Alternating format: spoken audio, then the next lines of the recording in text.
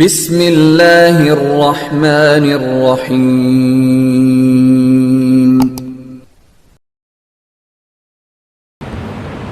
ان الحمد للہ نحمده ونستعینه ونستغفره ونعوذ باللہ من شرور انفسنا ومن سیئات اعمالنا من يهده الله فلا مضل له ومن يضلل فلا هادي له وأشهد أن لا إله إلا الله وحده لا شريك له وأشهد أن محمدا عبده ورسوله يا أيها الذين آمنوا اتقوا الله حق تقاته ولا تموتن إلا وأنتم مسلمون يا أيها الناس اتقوا ربكم الذي خلقكم من نفس واحدة وخلق منها زوجها وبث منهما رجالا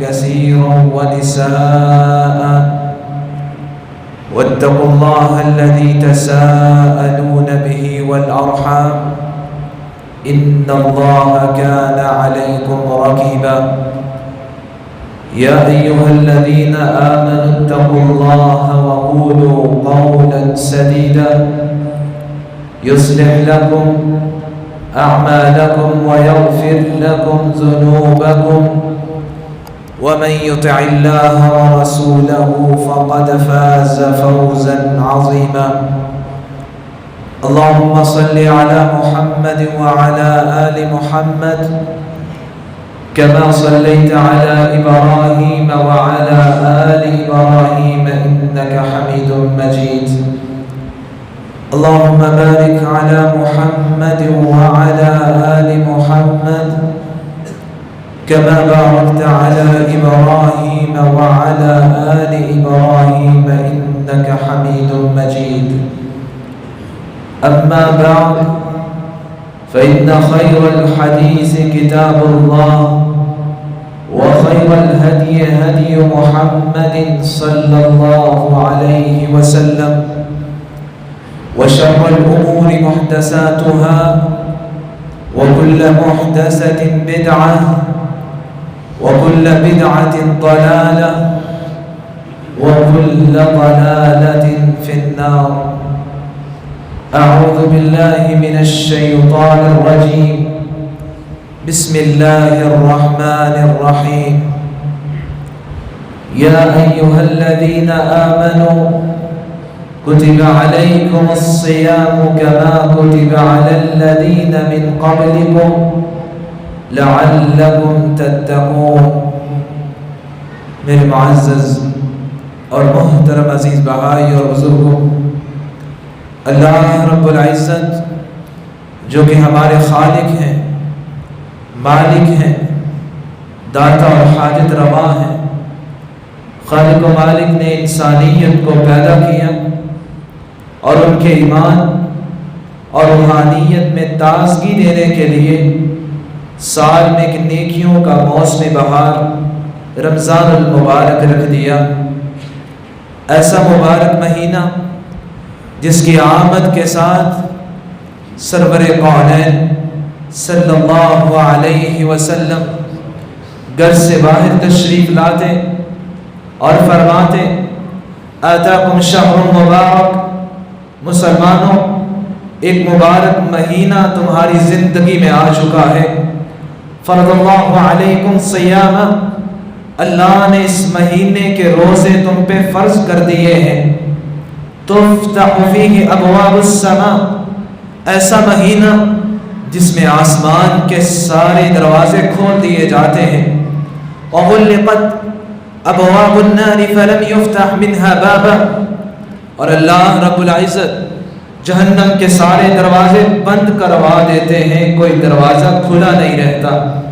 وفتحت ابواب الجنہ فلم یغلق منها بابا، اور جنت کے سارے دروازے کھول دیے جاتے ہیں، کوئی دروازہ بند نہیں رہتا۔ اور اللہ سرکش شیاطین کو جکڑ دیتے ہیں۔ وَلِلَّهِ عُتَقَاءُ مِنَ النَّارِ وَذَلِكَ فِي كُلِّ لَيْلَةٍ، اور اللہ رمضان کی ہر رات لوگوں کو جہنم سے آزادی عطا فرماتے ہیں۔ ایسا مہینہ جس کی آمد کے ساتھ اللہ کی طرف سے فرشتہ دو اعلان کرتا ہے، وَنَادَى مُنَادِ يَا بَاغِيَ الْخَيْرِ أَقْبِلْ، اے خیر کی طرف لپکنے والے، سبقت اختیار کرنے والے، اللہ کی رحمت آ چکی ہے، اور زیادہ سبقت کیجئے، خیر اور نیکی میں اور زیادہ بڑھیے۔ وَيَا بَاغِيَ الْخَيْرِ وَيَا بَاغِيَ الشَّرِّ أَقْصِرْ، اے برائی پہ زندگی گزارنے والے اب تو رک جاؤ، اللہ نے یہ رمضان کا مہینہ تمہاری زندگی میں کر دیا ہے، اب تمہیں گناہوں سے باہر آنا چاہیے۔ رمضان المبارک کو اللہ رب العزت نے اس لیے باقی مہینوں پہ فضیلت عطا فرمائی ہے کیونکہ جتنی بھی آسمانی کتب اور صحائف تھے وہ سارے اسی مہینے میں نازل کیے گئے تھے۔ ابو کلابہ التابعی بیان کرتے ہیں، انزلت صحف ابراہیم فی اول لیلۃ من رمضان، رمضان کی پہلی رات اللہ نے ابراہیم علیہ السلام کو آسمانی صحیفے عطا کیے تھے۔ اور ابو زرع الدمشقی بیان کرتے ہیں، انزلت التوراۃ فی 6 لیال خالون من شہر رمضان، رمضان کی 6 تاریخ کی رات کو تورات نازل کی گئی ہے۔ ونزل الزبور علی داود فی 12 لیلہ خلت من شہر رمضان، اور اللہ نے 12 رمضان کو زبور نازل کی ہے۔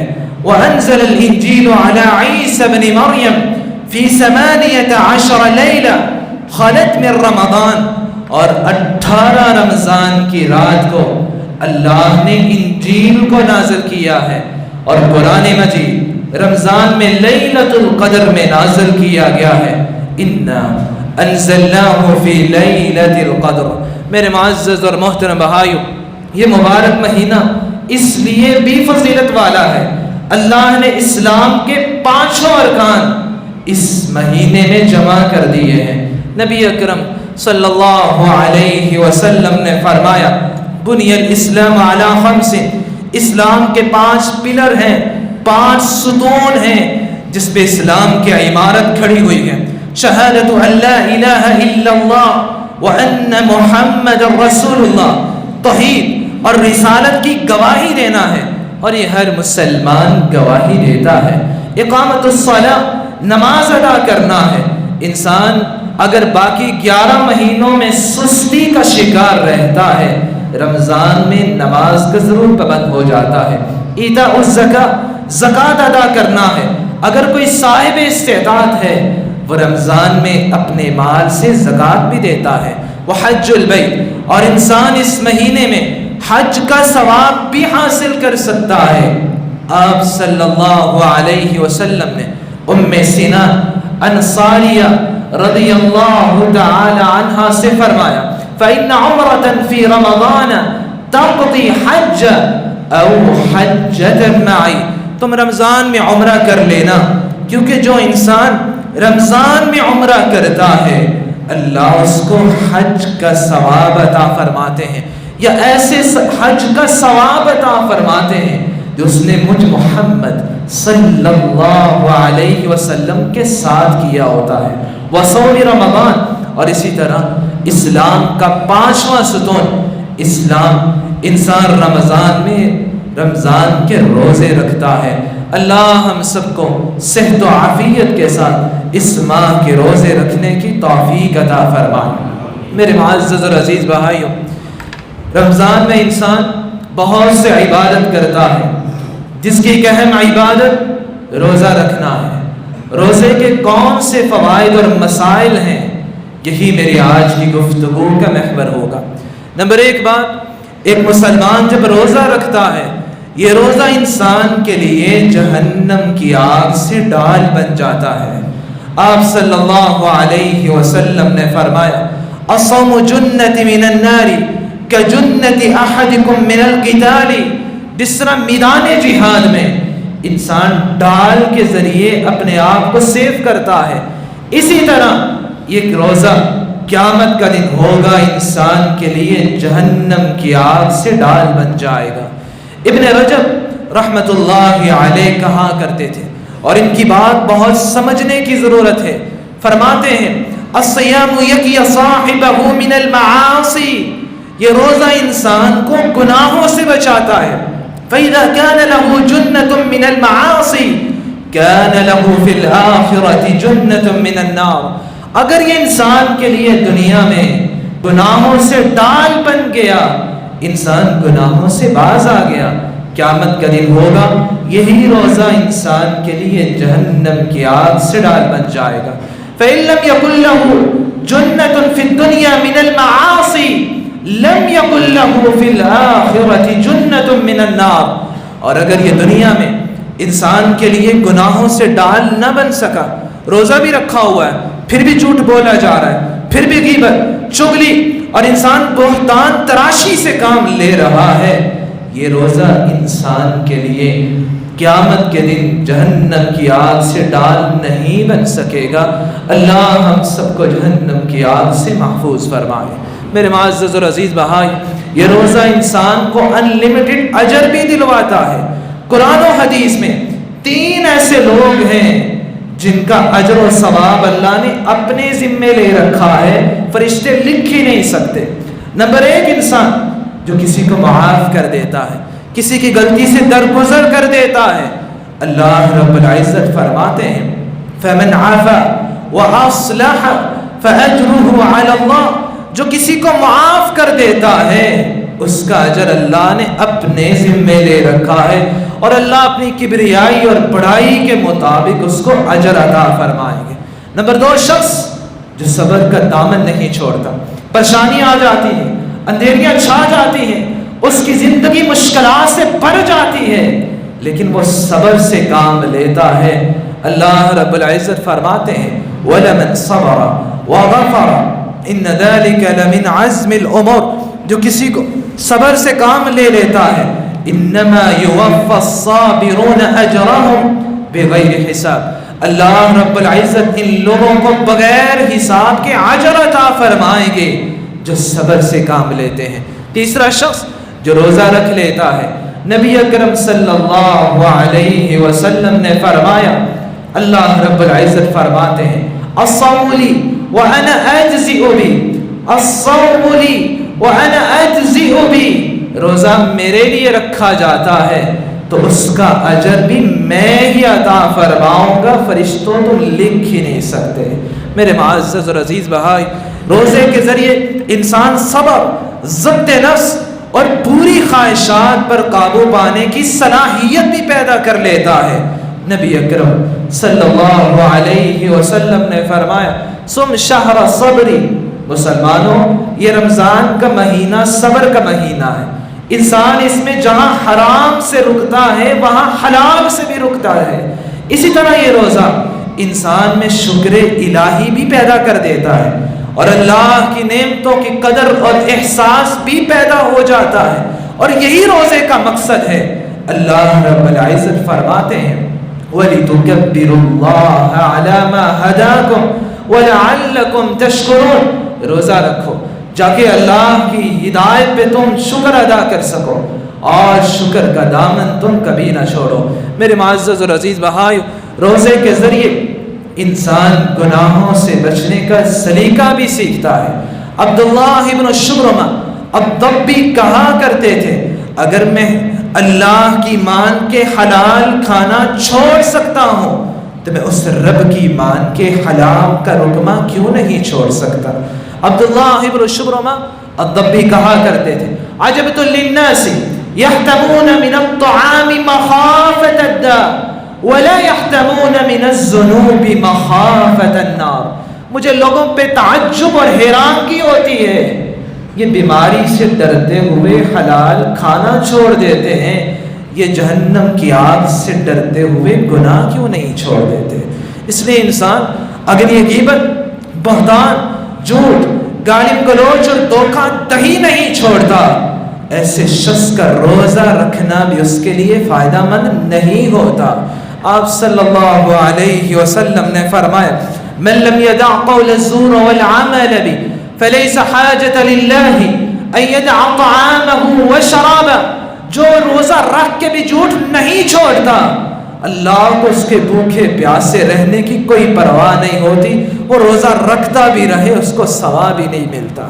اس لیے روزہ رکھیے، اپنے آپ کے اندر کنٹرول پیدا کیجئے، ایسی صلاحیت پیدا کیجئے۔ اگر اگلا انسان برا ہو گیا ہے، وہ گالی گلوچ پہ اتر آیا ہے، وہ مجھ سے جاہلانہ رویہ اختیار کیے ہوئے ہے، لیکن مجھے اپنی زبان کو خراب نہیں کرنا چاہیے۔ آپ صلی اللہ علیہ وسلم نے فرمایا لیس الصیام من الاکل والشرب انما الصیام من اللغو والرفث، اصل روزہ یہ نہیں ہے کہ انسان کھانے اور پینے سے رک چکا ہے، بلکہ اصل روزہ اس شخص کا ہے جو لغو اور بیہودہ باتوں سے رک جاتا ہے، گناہوں سے باز آ جاتا ہے۔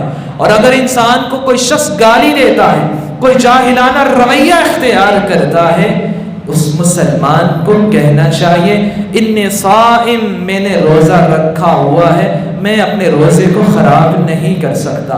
حدیث کہتی ہے وَإِن كُنْتَ قَائِمًا فَاجْلِسْ، آپ صلی اللہ علیہ وسلم نے فرمایا اگر زیادہ ہی غصہ آ چکا ہے تم کھڑے ہو، تمہیں بیٹھ جانا چاہیے، غصے میں اپنی زبان کو خراب نہیں کرنا چاہیے۔ میرے معزز اور عزیز بھائیو، میری اللہ رب العزت سے دعا ہے الہ العالمین ہمیں روزے کے احکام اور فوائد کو سمجھنے کی توفیق عطا فرمائے۔ ایک مسلمان کو کس طرح روزہ رکھنا چاہیے؟ سب سے پہلی بات، روزے کی نیت کیجیے۔ حفصہ رضی اللہ تعالی عنہا سے مروی ہے، آپ صلی اللہ علیہ وسلم نے فرمایا لا صیام لمن لم یجمع الصیام قبل الفجر، جو فجر سے پہلے روزے کی نیت نہیں کرتا اس کا روزہ بھی نہیں ہوتا۔ ہر عمل اللہ کی بارگاہ میں نیت اور ارادے کے ساتھ قبول ہوتا ہے۔ نیت کیجئے، ارادہ کیجئے، اور نیت اور ارادے کا محل انسان کا دل ہے۔ دل سے ارادہ کیجئے، دل سے نیت کیجئے میں کل اللہ کی رضا کے لیے روزہ رکھوں گا، اور اس نیت کو چھوڑ دیجئے وہ حدیث جو من گڑت ہے، وہ دعا جو من گڑت ہے۔ ذخیرہ حدیث میں ایک بھی ایسی حدیث نہیں ملتی جس میں آپ صلی اللہ علیہ وسلم نے زبان کے ذریعے روزے کی نیت کرنا سکھایا ہو۔ وَبِصَوْمِ غَدًا نَوَيْتُ مِنْ شَهْرِ رَمَضَانَ، یہ الفاظ آپ صلی اللہ علیہ وسلم سے نہیں مروی۔ اس الفاظ کے معنی کو سمجھیے، میں رمضان کے کل کے روزے کی نیت کرتا ہوں۔ انسان روزہ آج رکھ رہا ہے اور نیت کل کے روزے کی جا رہی ہے۔ اگر یوں ہی سلسلہ چلتا رہا کہ انسان کل کے روزے کی نیت کرتا رہا، جب رمضان کا آخری روزہ آئے گا پھر تو عید الفطر کے دن کے روزے کی نیت کی جا رہی ہوگی۔ اللہ ہم سب کو سنت کو تھامنے کی توفیق عطا فرمائے۔ نمبر 2 بات، سحری کیجئے۔ آپ صلی اللہ علیہ وسلم نے فرمایا تسحروا فإن فی السحور برکہ، مسلمانوں سحری کیا کرو۔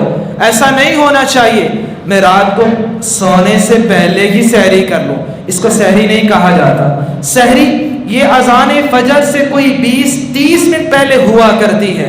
سحری کیجئے، کس لیے؟ اللہ کی برکتوں کو تھام لیجئے۔ جو انسان سحری کرتا ہے اس پر برکت الہی کا نزول ہوتا ہے۔ آپ صلی اللہ علیہ وسلم نے ایک اور سنت کا بھی ذکر کیا جس کو آج مسلمانوں نے چھوڑ دیا ہے۔ فرمایا نعم سحور المرء التمر، ایک مسلمان کی سب سے بہترین سحری کھجور ہے۔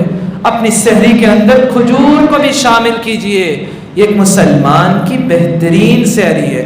جب سحری کا وقت ختم ہو جائے، اذان فجر ہو جائے تو سحری کا وقت ختم ہو جاتا ہے، لیکن اگر مسلمان کو پھر بھی کھانے کی طلب ہے، شریعت نے اتنی اجازت دے رکھی ہے اذا سمع احدكم النداء والاناء على يده فلا يضعه حتى يقضي حاجته، اگر اذان ہو چکی ہے، تمہارے ہاتھ میں برتن ہے، گلاس ہے یا کوئی بھی چیز ہے، تم کھانا کھا رہے ہو، پی رہے ہو، تم اس کھانے کو اذان کے دوران مکمل کر سکتے ہو، لیکن اس کو زیادہ نہ بڑھایا جائے کہ انسان کا روزہ ہی مکروہ ہو جائے۔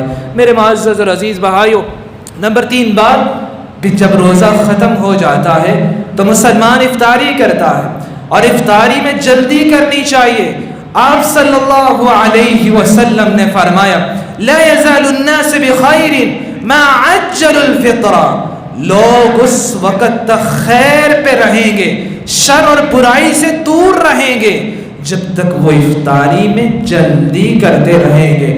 جب افطاری کا وقت ہو جائے پھر مزید لیٹ نہیں کرنا چاہیے، فوری افطاری کر لینی چاہیے۔ اور آپ صلی اللہ علیہ وسلم نے افطاری کے بارے میں بھی ارشاد فرما دیا اذا افطر احدکم فلیفطر علی تمر، جب تم میں سے کوئی افطاری کرے اس کو چاہیے کہ وہ کھجور سے کیا کرے۔ فإن لم يجد فعلى الماء فإنه طهور، اگر اس کے پاس کھجور نہیں ہے تو اس کو پانی سے کر لینی چاہیے۔ اگر وہ پانی سے بھی کر لے گا تو اللہ نے پانی کو پاک اور حلال ہی بنایا ہے۔ میرے معزز اور عزیز بھائیو، روزے کے بارے میں 9 باتیں یاد رکھیے گا، اور یہ ہر مسلمان کو علم ہونا چاہیے۔ اللہ ہمیں شریعت کے احکامات کو سمجھنے کی توفیق عطا فرمائے۔ سب سے پہلی بات، اگر خود بخود وامٹنگ آ گئی ہے، اس سے روزہ نہیں ٹوٹتا۔ نبی اکرم صلی اللہ علیہ وسلم نے فرمایا ان استقاء عمدا، اگر انسان کو آ چکی ہے، خود بخود آئی ہے، فلیس علیہ قضاء، اس کا روزہ نہیں ٹوٹا، اس پر کوئی قضائی نہیں ہے۔ ومن استقاء عمدا فلیقضی، اگر وہ جان بوجھ کے وامٹنگ کر دیتا ہے اس کا روزہ ٹوٹ چکا ہے، اور رمضان کے بعد اس کو قضائی دینا ہوگی۔ نمبر 2 بات، اگر انسان اپنا لعاب یا بلغم وغیرہ نگل لیتا ہے، اس سے روزہ نہیں ٹوٹتا۔ امام بخاری رحمت اللہ علیہ، عطاء بن یسار رحمت اللہ علیہ کا قول لے کر آئے ان ازدرد ریقہ لا اقول یفطر، اگر کوئی اپنی لعاب یا بلغم وغیرہ نگل لیتا ہے اس کا روزہ نہیں ٹوٹتا۔ نمبر 3 بات، روزے کی حالت میں انسان مسواک کر سکتا ہے، ٹوتھ پیسٹ استعمال کر سکتا ہے۔ آج کچھ لوگ کہتے نظر آتے ہیں ٹوتھ پیسٹ استعمال نہیں کرنی چاہیے کیونکہ اس کا ذائقہ حلق میں اتر آتا ہے۔ میرے معزز اور محترم بھائی، کسی چیز کے ذائقہ آ جانے سے روزہ نہیں ٹوٹتا، روزہ کھانے یا پینے سے ٹوٹتا ہے۔ امام بخاری رحمت اللہ علیہ، ابن سیرین رحمت اللہ علیہ کا قول لے کر آئے جب انہوں نے فرمایا لا بأس بالسواک الرطب، تازہ مسواک کرنے سے روزہ نہیں ٹوٹتا۔ ایک شخص نے سوال کیا اگر انسان تازہ مسواک کرے گا اس کا تو ذائقہ حلق میں محسوس ہوتا ہے، تو ابن سیرین رحمت اللہ علیہ نے فرمایا والماء له طعم وانت تمضمض فيه، پھر تو پانی کا بھی ذائقہ ہوتا ہے، تم اس سے کلی کیوں کرتے ہو؟ اس لیے روزے کی حالت میں انسان مسواک بھی کر سکتا ہے، ٹوتھ پیسٹ بھی استعمال کر سکتا ہے۔ نمبر 4 بات، روزے کی حالت میں انسان کلی بھی کر سکتا ہے، ناک میں پانی بھی چڑھائے گا، لیکن اس میں مبالغہ نہیں ہونا چاہیے۔ آپ صلی اللہ علیہ وسلم نے فرمایا وبالغ فی الاستنشاق الا ان تكون صائما، جب تم وضو کرو تو ناک میں پانی چڑھانے میں مبالغہ اختیار کیا کرو، لیکن اگر روزے کی حالت میں ہو تو پھر ایسا نہ کیا کرو۔ نمبر 5 بات، روزے کی حالت میں انسان ایسا انجیکشن لگوا سکتا ہے جس کا مقصد خوراک کی فراہمی نہ ہو، جس کا مقصد انسان کی باڈی کے اندر قوت اور پاور پیدا کرنا نہ ہو۔ نمبر 6 بات، روزے کی حالت میں انسان ہجامہ سینگی بھی لگوا سکتا ہے۔ صحیح البخاری کی روایت ہے، آپ صلی اللہ علیہ وسلم نے روزے کی حالت میں خود بھی سینگی لگوائی ہے اور اس کی اجازت بھی عطا فرمائی ہے۔ میرے معزز اور عزیز بھائیو، 7ویں بات، روزے کی حالت میں انسان سرما بھی لگا سکتا ہے، اپنے کان کے اندر ڈراپ بھی ڈال سکتا ہے، لیکن ناک کے اندر ڈراپ ڈالنا جائز نہیں ہے کیونکہ اس کا اثر انسان کے معدہ اسٹمک تک پہنچ جاتا ہے، اور ڈاکٹر بھی اگر مریض کو کھانے کی نالی لگاتے ہیں تو وہ بھی ناک کے ذریعے ہی لگاتے ہیں، اس لیے ناک کے اندر قطرے ڈالنا روزے کی حالت میں جائز نہیں ہے۔ نمبر 8 بات، روزے کی حالت میں اگر ضرورت پیش آ گئی ہے تو ایک مسلمان ہنڈیا کا ذائقہ چکھ سکتا ہے، لیکن اس کو حلق میں نہیں اتارے گا، اس کو باہر انڈیل دے گا۔ امام بخاری رحمت اللہ علیہ ابن عباس رضی اللہ تعالی عنہ کا قول لے کر آئے، وہ فرمایا کرتے تھے انسان اگر کدھر ہنڈیا کا ذائقہ چکھ لیتا ہے اس سے اس کا روزہ نہیں ٹوٹتا۔ لا بأس ان يتطعم القدر بالشيء، اگر وہ ہنڈیا یا کسی چیز کا ضرورت کے تحت ذائقہ چکھ لیتا ہے اور اس کو باہر انڈیل دیتا ہے تو ایسے شخص کا روزہ خراب نہیں ہوتا۔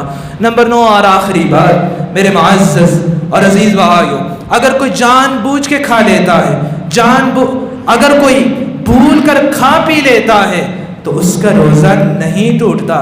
نبی اکرم صلی اللہ علیہ وسلم نے فرمایا اذا نسی احدکم فاکل وشرب فلیتم صومه فانما اطعمه اللہ وسقاہ، اگر کوئی بھول کر کھا پی لیتا ہے اس کو چاہیے اپنا روزہ مکمل کر لے، اللہ نے اس کو کھلایا ہے، اللہ نے اس کو پلایا ہے، اس نے جان بوجھ کر ایسا نہیں کیا۔ میرے معزز اور عزیز بھائیو، دین اسلام یہ الدین یسر سے عبارت ہے۔ دین کے ہر مرحلے میں اللہ رب العزت نے آسانی رکھی ہے۔ اگر کوئی روزہ نہیں رکھ سکتا، اس کے لیے مشکلات ہیں، اللہ نے اس کے لیے بھی آسانی رکھی ہوئی ہے۔ دین و اسلام کے اندر 4 ایسے لوگ ہیں جن کے لیے روزہ چھوڑنے کی اللہ رب العزت نے اجازت دی ہے، لیکن وہ رمضان کے بعد اس روزے کی قضائی دیں گے۔ نمبر 1 بات، انسان مسافر ہے، روزے کی حالت میں اس کے لیے سفر کرنا ہے، اب مشکل پیش آ رہی ہے، وہ روزہ نہیں رکھ سکتا، وہ روزہ چھوڑ سکتا ہے۔ نبی اکرم صلی اللہ علیہ وسلم سفر میں تھے، ایک شخص کو دیکھا نڈھال پڑا ہوا ہے، بے ہوشی کے عالم میں ہے، کہا اس کو کیا ہوا ہے؟ فقالوا صائم، کہا اللہ کے رسول اس نے روزہ رکھا ہوا ہے۔ آپ صلی اللہ علیہ وسلم نے فرمایا لیس البر الصوم فی السفر، نیکی یہ کوئی نیکی نہیں ہے کہ انسان سفر میں روزہ رکھ لے، کہ انسان نے روزہ رکھا ہوا ہے پھر نمازیں بھی ختم ہو جائیں پھر وہ سارا دن سو کے گزار دے، اس سے بہتر ہے وہ روزہ چھوڑ دے اور رمضان کے بعد اس کی قضائی دے دے۔ نمبر 2 بات، اگر انسان کے اندر استطاعت اور طاقت اور پاور ہے کہ وہ سفر کی حالت میں بھی روزہ رکھ سکتا ہے، اس کو روزہ رکھ لینا چاہیے۔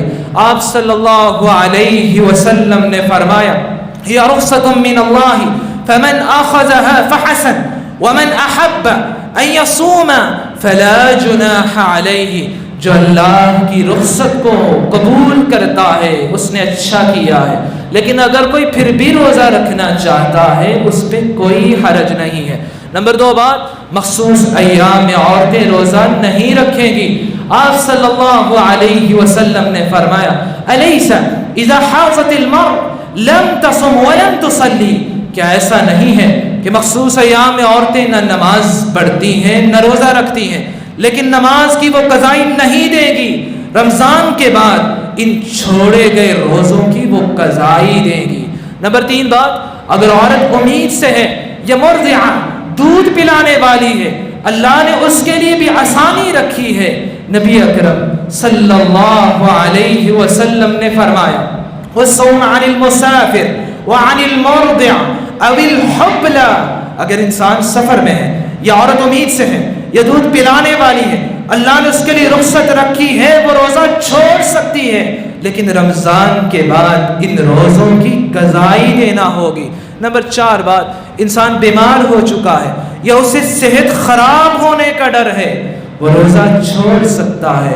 قرآن مجید میں اللہ رب العزت فرماتے ہیں فَمَنْ كَانَ مَرِيضًا أَوْ عَلَى سَفَرٍ فَعِدَّةٌ مِّنْ أَيَّامٍ أُخَرَ، اگر انسان سفر میں ہے، بیمار ہو چکا ہے، وہ روزہ چھوڑ سکتا ہے، لیکن رمضان کے بعد ان چھوڑے گئے روزوں کی اسے قضائی دینا ہوگی۔